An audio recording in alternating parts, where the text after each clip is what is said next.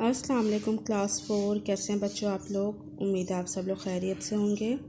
जी बच्चों, आज हमारे उर्दू का लेक्चर नंबर 11 है और उन्वान में हमारे पास है खिदमतगार कौन। ठीक है, इससे हम पहले कर चुके हैं, इसकी पढ़ाई कर चुके हैं, इसके सवाल जवाब, अल्फाज मायने, किताबी मशक सब कर चुके हैं। आज जो हमारे पास है वो क्या है? सलीस पैराग्राफ। ठीक है, इससे पहले आप लोगों ने सलीस पैराग्राफ नहीं किया हुआ, ये आपके सिलेबस में फ़र्स्ट टाइम आया है। तो इस लेक्चर को हम 2 लेक्चर्स में डिवाइड करेंगे। ठीक है, ताकि आराम से हमें सारी चीज़ अच्छे से समझ आए कि हमने इसमें करना क्या होता है और होता क्या है सलीस पैराग्राफ। ठीक है, आज हम सिर्फ देखेंगे कि सलीस पैराग्राफ होता क्या है, इसको करने का तरीका कैसे। ठीक है, नेक्स्ट लेक्चर में मैं आपको ये पैराग्राफ जो आपके सामने लिखा हुआ है इसकी सलीस उर्दू करना सिखाऊंगी। सबसे पहले तो मैं बता दूं कि सलीस होती है, आपको कोई भी पैराग्राफ दिया जाए, ठीक है, उसको आसान उर्दू में लिखना। ठीक है, सलीस का मतलब होता है आसान उर्दू में लिखना।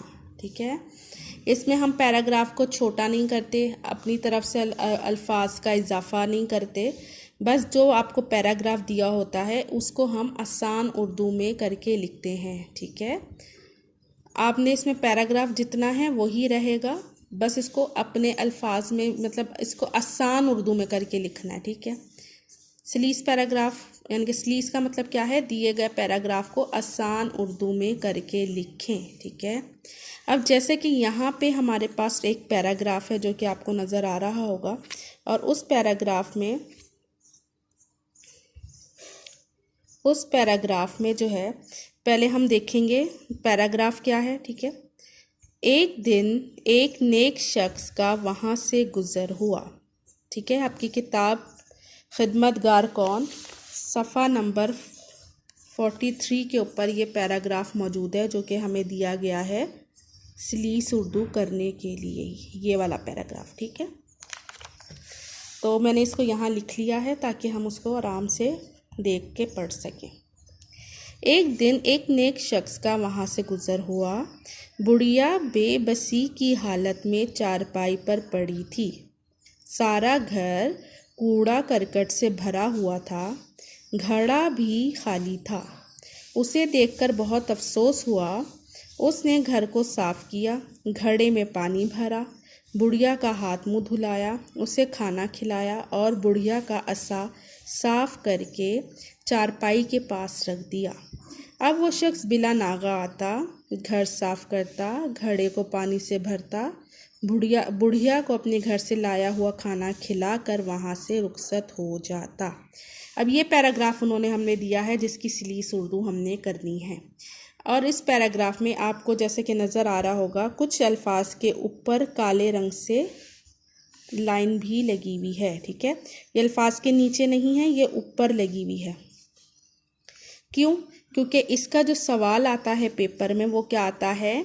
दिए गए पैराग्राफ की सलीस उर्दू करें, नीज़ ख़त कशीदा अल्फाज के मायने भी लिखें। ख़त कशीदा जिस लफ्ज़ के ऊपर लाइन लगी हो, ठीक है, जिस लफ्ज़ के ऊपर लाइन लगी हो होता है ख़त कशीदा अल्फाज। ठीक है, अब इसका उन्होंने आपने क्या करना है कि आपसे उन्हें कहा गया है कि इस पैराग्राफ को आसान उर्दू में करके लिखना है और साथ साथ जिन अल्फाज के ऊपर लाइंस लगी हैं उनके मायने भी लिखने हैं।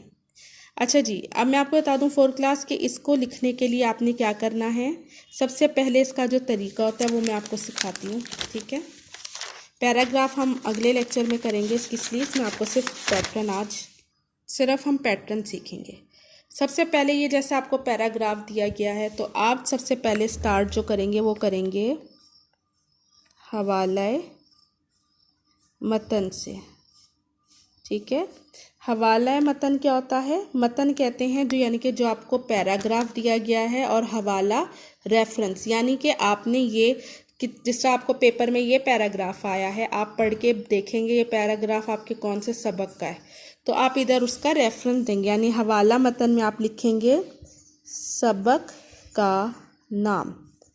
अब कौन से सबक का नाम?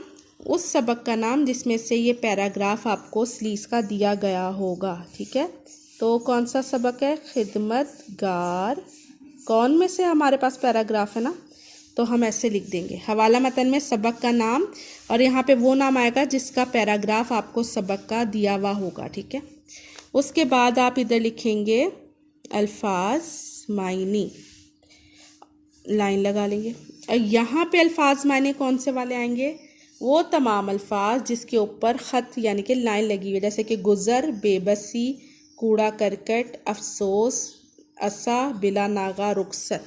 तो इस तरह करके आप यहाँ पे जो है ये अल्फाज उतारेंगे, जैसे कि लिख लिया गुज़र, बेबसी, कूड़ा करकट, अफसोस, असा, बिला नागा और रुखसत, ठीक है। ये अल्फाज थे जिनके ऊपर इधर हमारे पास पैराग्राफ में लाइन लगी हुई थी। ये पैराग्राफ के अल्फाज हम इधर उतारेंगे, आगे इनके इधर मायने लिखेंगे, ठीक है। मायने पहले यकीनन आपकी जो टीचर करवा रही हैं, जैसे कि मैं आपको करवाऊंगी तो मैं आपको इन अल्फाज के मायने यहाँ लिख के दूंगी, ठीक है। तो आप इन अल्फाज के मायने याद करेंगे, ठीक है।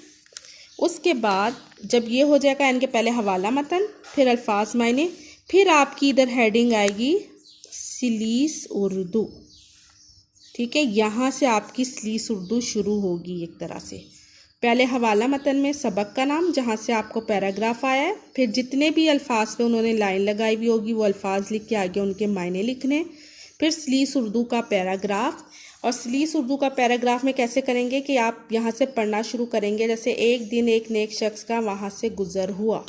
तो जो अल्फाज यहाँ पे जितने भी मुश्किल अल्फाज आते जाएंगे, ठीक है, उनकी जगह आप उनके मायने इस्तेमाल करते जाएंगे, ठीक है।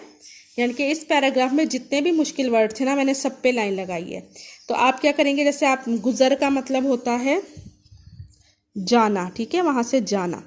तो अब आप इसको किस तरह लिखेंगे, एक दिन एक नेक शख्स का वहाँ से जाना हुआ, ठीक है।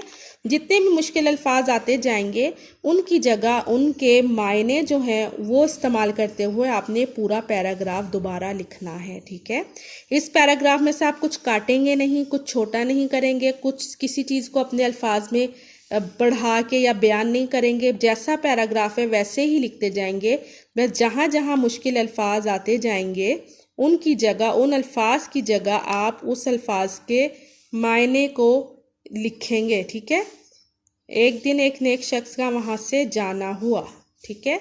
इस तरह करते हुए जो मुश्किल अल्फाज हैं उनकी जगह उनके मायने को इस्तेमाल करते हुए ये पैराग्राफ दोबारा से लिखेंगे, तो हमारी बन जाएगी सलीस उर्दू, ठीक है। आज इस लेक्चर में मैंने आपको सिर्फ पैटर्न सिखाया है कि सलीस उर्दू होती क्या है।